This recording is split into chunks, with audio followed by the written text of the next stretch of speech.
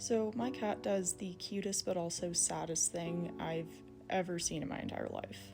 Her older brother and best friend passed away a couple of weeks ago, and now she doesn't want to eat by herself anymore. Are you waiting for me to eat with you? You waiting? Oh, you're so patient.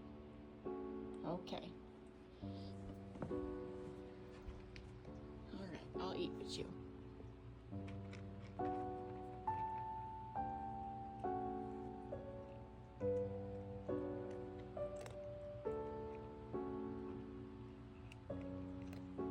She hasn't gotten any better since the weeks have gone on, so I think she needs a kitten. What do you think? That was a rhetorical question. I already have a kitten picked out that's coming home in 3 weeks, and Kittle's gonna have a little baby brother again, and she's gonna love him so much.